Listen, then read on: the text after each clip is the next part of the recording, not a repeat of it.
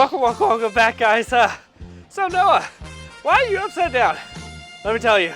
So Dragon Ball Z was the first media that ever took me on an adventure while showing me the skills and just the experience of how to grow as a individual. Slime.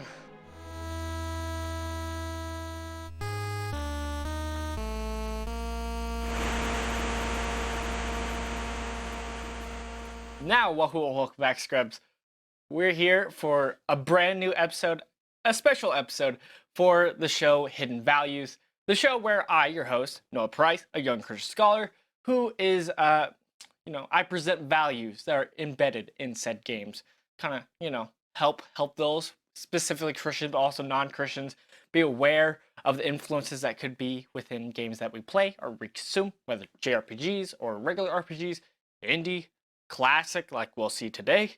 But today is special because every 5 episodes we're doing a special video. Now, I don't have a special term for this, probably something like scrublicious or scrub approval, something like that. I don't know. But every 5 episodes I am planning on looking at a special game. For the most part, this is going to be probably most likely just a classic RPG or JRPG. But it doesn't necessarily have to be. It also can simply be a RPG/JRPG game that I closely had a fond connection with. And where else to start than probably the one game that's looked at as probably being the starter foundation of JRPGs. Dragon Quest has to be one of my favorite JRPG franchises. It's not hard to love. It's one of the big 2. Counting Final Fantasy, but I love this franchise for several different reasons. I'm a fan of both Final Fantasy and Dragon Quest, spoilers, even though I haven't played all their games, including this one. As mentioning in the beginning, the reason why I fell in love with Dragon Quest is when I really started to be aware of JRPGs and RPGs in general. This was still around the time when I was growing up with DBZ, Dragon Ball Z, and the correlation of having Akira Toriyama being basically the character designers for Dragon Quest, it was so closely related, and just seeing the visuals that it really truly felt like a continuation of the journey I was going on through Dragon Ball Z. And really what made me fall in love with JRPGs in general is the idea of going on a journey. And so just seeing the close correlation of just the visual side of things, it had me hooked. I haven't had the opportunity to really play the very first Dragon Quest game, or Dragon Warrior if you're, grew up in America before 2005. I was not one of those. I'm kind of a young child, but I still had a great time going through this game. But there's a lot we can unpack here, so let's do it. There's some hidden values, but there's also surprisingly not a lot at the same time. When looking back at the creation of Dragon Quest 1, I would say there's 3 games, kind of 4 games, that really were the culmination to the creation of Dragon Quest 1 that we know today. 2 of the games are games that the creators of Dragon Quest actually helped made themselves, and the other 2 are games that actually came beforehand that inspired them. The very first game is called Door Door. The inspiration here is the very cute style that made that game stood out in its time. And we really see that kind of cute style of uniqueness follow through the Dragon Quest games. Even though the designer of Dragon Quest series was Akira Toriyama with his own unique art style, we still see that kind of cutesy, cartoonish style that we see in all of the Dragon Quest franchise. The second game is Yuji Horii, actually his own game that he made, Portopia Serial Murder Case. While on the surface this game kind of seems very distant from the connection of Dragon Quest, there's specific elements and desires that the creator had when making that said game that followed through with the creation of Dragon Quest and really helped inspire it. The very first thing had to do with the focus on progressing the story through dialogue with characters. Dragon Quest 1 is really the first game in all of RPGs and JRPGs who really focused on dialogue and the importance of it. It's actually one of the things that really stands out about the Dragon Quest franchise as a whole. While other RPGs today do have a lot of unique dialogue and encourages players to do that, Dragon Quest was the first to do it and is still the one that does it probably the best, with its unique, vibrant, and ever-changing dialogue. Now, we see other things that actually started with this game that's followed through to Dragon Quest series, like the menu command system that started there. But also the second thing is, we actually got dragon crawling mechanics that actually started there for the creators. Not that they were the ones who created that system of dungeon crawling, but this was the first time of them implementing that and doing that. This is simply because that game actually had to be remade or reforged when porting over to the NES from the Famicom. When doing that, the creators just decided why not try to add in that element of dungeon crawling. Now, this is mostly due to the fact that they were just inspired to implement this from the two other games that we're going to talk about now. So while Yuji Harari's mystery murder game was very much a proving ground for what would upcoming with the Dragon Quest games, the big two inspirations that he really found up, and what he'll keep saying that he points to as an inspiration when people kind of look to him like, you're the one who really built the foundation for JRPGs.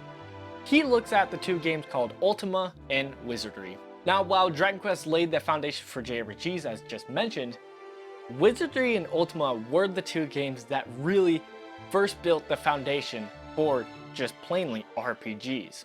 These two Western RPGs really impacted Yuji Harari, and he loved this series on the PC. And Harari really wanted to expose Japan to these Western RPGs. Now, it was very interesting because it's not just so simple as, okay, let's make a game just like that and bring it over here and it'll do well and they'll get to experience it. Not so simple. The first main problem was the idea of the console. Yuji Harari couldn't just simply put it on the PC. They had to focus on how to put it on the NES, something that had limitations just out of tech hardware, to not only just that, but also controls. With Wizardry and Ultima being on PCs, they had multiple things you could do just with the amount of keys that you had on the keyboard. When having to switch over to a console with few buttons, you had to simplify. Yuji Harari also realized that just because he loved Wizardry and Ultima for its intense and difficult and sometimes complicated gameplay, they understood their audience and that Japan at the time, with not experiencing these games, would need something simpler. Not just for gameplay side, but also with story. With the creation of Dragon Quest, Yuji Harari looked at the game Super Mario Bros. And its popularity with its release. Looking at its simple nature and its own story, Yuji Harari started there.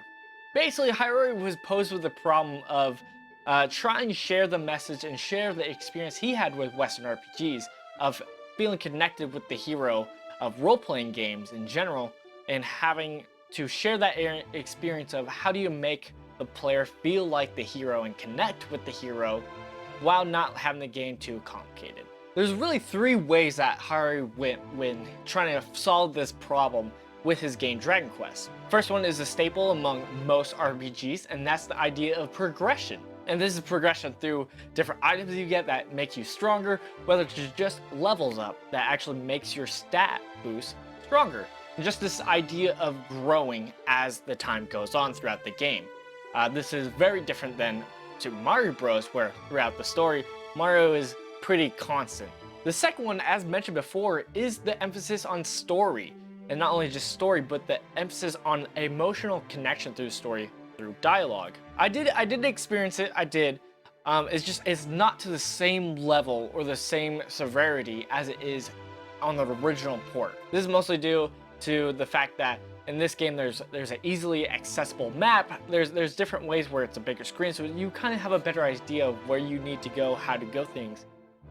But just like it's a normal original port, any way to know where you have to go or what to do or what is the purpose of your adventure, it's all solely reliant on talking to everyone. And I mean everyone. You want to talk to everybody, whether it's just for a fun side conversation or for world building and lore. And the very last answer to Harari's problem was the type of story he told. Hayuri very much told what we would look at as a typical love damsel in distress story, but with a little bit of a caveat, which we would look at as pretty typical nowadays in an RPG. Yes, right folks, that's choices. We'll get into it. When starting up the game and playing through it, you really get the sense that this has a heavy medieval theme. Not surprisingly, alongside that, the story has a heavy medieval storyline theme. It's a typical, oh, the princess is gone and has been kidnapped and you must go and save her. Not only that, but there's a typical big baddie of evil who is reigning over the land and you must go save it.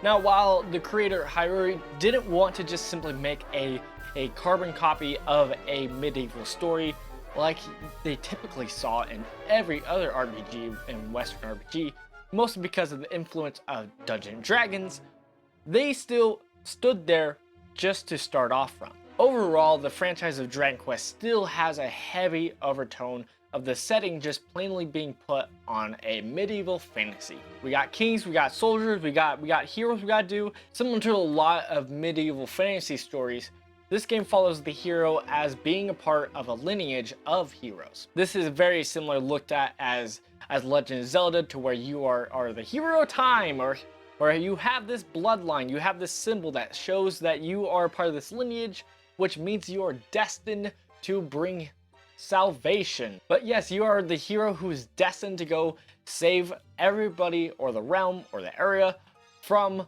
evil. Not only that, we see several tropes as mentioned before, but the princess needs to be saved. However, it's really funny, there's kind of a caveat to that. You actually, because this is an RPG, I love it. But because it's an RPG, you don't actually have to go save her.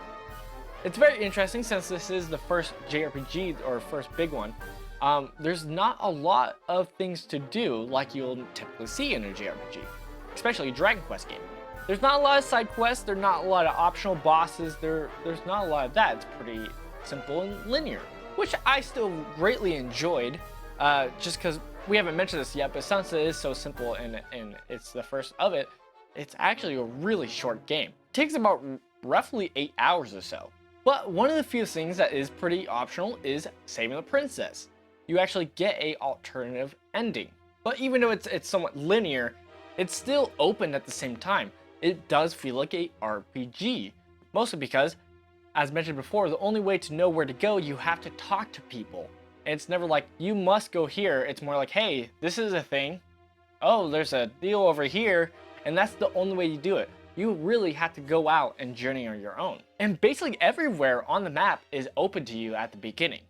Of course, you technically can't go to certain areas just because there's enemies that are super strong that will just kill you in one hit, but you have an openness of where you want to go. Now, if you do decide to save the princess, which I think you should, you actually see the trope of a love story. And that's a lot of this coming to age love story that we see. It's pretty typical of the princess falling in love with the hero. And even to the point of the very end, spoilers, at the very end, she actually is like, hey, I'm gonna go with you. We're doing this together. I love you. And since we're already talking about the ending of the story, at the end, if you beat evil, which you have a choice to not, you could actually join the evil, kind of, not really, which is another great choice, which I'm glad is in the game. You also get the decision of the king asking you to rule that kingdom. This is not a choice you get, it's a false choice. Again, you as a hero, you actually speak, which was really weird. The only time you get to hear your character speak, which it was weird. It was weird, but he declines his own journey to go find his own kingdom. It's hard for this game to like stand out as something exceptional or different. It really does feel simple and something known of a medieval fantasy story, which is not bad. It's just very interesting to look at this game and look at the very beginning of a Dragon Quest series and see it as somewhat as of a mundane story. While the storytelling seems a bit mundane, possibly, at least the story-wise, it's not an exceptional, how they tell the story is what really stood out. The emphasis on dialogue in order to progress the story it's just amazing, and it was a great way for Yuji Hayuri to solve his problem, to his audience, of really getting them emotionally connected with the game's story and just the world in general. I really felt like the world was lived in through just the dialogue with everybody. Even to this day, RPGs will see the dialogue with random NPCs is lackluster and just simply a waste of time. But in this game, even if it's just the very first game in the series, it does feel like every character is kind of important to talk to because it's unique. Especially if you do things like once you save the princess, everybody's dialogue is different. Once you save the world, everybody's dialogue is different. It doesn't just end with you defeating evil, defeating a Dragon Lord as his name, or Draco Lord, depending on your adaptation. But once you do that, you actually get a chance to go talk to everybody, which I did on stream. It's attention to details like this, of going the extra mile, of giving everybody different dialogue, that it truly does give the game more life to it, which makes me love the series so much more. For Christians, when looking at the pros and cons to Dragon Quest I, it's a very easy decision, I would say. Just starting out, the pros to this game very much is the story of this game is very lighthearted, it's relaxing, and just as the whole of the whole series, it has a cartoony, lighthearted feel. It doesn't take itself too seriously at times. It has just the right amount of tones to where you don't just feel like this is some kid's game, but it has a lot of humor to it, and it's really relaxful, and it really is just a good time to enjoy the story. Not only that, but a awesome pro to that is that because it's an RPG and it has choices in it, it does have a little caveat and fun of, hey, maybe I will decide to join the evil type deal. Just that little bit of playfulness it does keep you engaged and let you get make your own choices and truly feel like it's your story and that you're the one on an adventure. The other thing that's really much a huge pro to this game, and a huge pro as to why I would almost suggest this to everybody, is that this game is short. It's, again, I mentioned before, it only takes about 8 hours or so. Traditionally, it would take much longer than that, possibly if you've never played this game before. That's because of the maps and just not having the internet. Like, you could easily get lost. It can easily be complicated and confusing. But this game, how it is with on the Switch specifically, the new saving system that they have with the Switch version is very easy. This game's very accessible. You should play it because it's so easy. It's so short. You can just bang it out over a weekend, and yeah, no, it's not that much of a time commitment compared to other RPGs and other Dragon Quest games in the series. Now, there is kind of like two cons to this first Dragon Quest game. The first one is kind of light, and that is the idea of witchcraft or magic or curses is in this game. It's not a heavy like story element or whatnot, but just throughout some of the enemies, some specific items that are cursed, which means you get cursed. That's there. That's there if that's really a huge problem to you. That's just there. That's just there. It's not a huge thing, but I have to put it out. The second thing, and I think this is a little bit more of a problem, is there is some sexual stuff in this game. Now, by all means, it's nothing that's like compares to majority of JRPGs. Majority of JRPGs are influenced by anime, which is a lot of times seeped into the art design of sexual themes. Dragon Quest I isn't that bad, but there is a few things that's got slipped in that's kind of like, oh, really? You're gonna have that in there? The biggest one is the idea of Puff Puff. Now, to many, Puff Puff in the Dragon Quest series is looked at as a fun little sexual gag or a small little term that is in Dragon Quest games. It's also a skill that you could learn for a lot of the female characters, but it's basically, just to be blunt, it's just the idea of motorboating. This actually originated with the series of Dragon Ball. Akira Toriyama put it in there, and we see it through here with that influence. And yeah, I personally don't like it. I know that nothing is actually shown, it's just more said, and it's more hint hint wink wink, is that kind of funny type thing. Later on, the gag is with actually slimes themselves and whatnot, but it's just the idea of that sexual theme is there. But the good thing is that is skippable, and it's something where if you start it out, it's there, but otherwise you could easily miss it at the same time. And so I don't think it's too much of a thing where it ruins, it derails, it breaks the game for any Christians out there, but it is something to watch out for. So when comparing the pros to the cons, I would suggest this to probably every Christian. I really would. I would, let them know about the sexual themes. That's there. If you're somebody as a Christian who really struggles with that, that's there. With its nature, its lightheartedness, its shortness, I think this is truly a game that all Christians, if you love video games, if you love RPGs, you should play. It's not that much of a commitment. But I hope you liked this video. If you did, don't mind leaving a like down below. I did stream this whole game over on my other channel called Hero Scrub. I feel like I'm at home. That's on the card. You should be able to see it right now. You should be able to see in the game. I had a great time with it. It did take me a little bit just because this game is old, so it takes a lot of grinding. It's not hard. It's just, it did take me a bit, and I'm kind of not the smartest lad out there, but I had a great time. So if you want to check that out, check that out. If not, get pumped for next week for a brand new episode. As always, bye. We appear for people who knew nothing about this game, and boom, we encounter our first enemy, a she slime. Okay, we're already not doing damage. Oh no, we're gonna get hurt. Oh. We like die right after that. We're gonna die this first encounter. Bethany, this is a hard game. Look at this. All right, let's flee. Brakes are free, but the enemy blocks the path.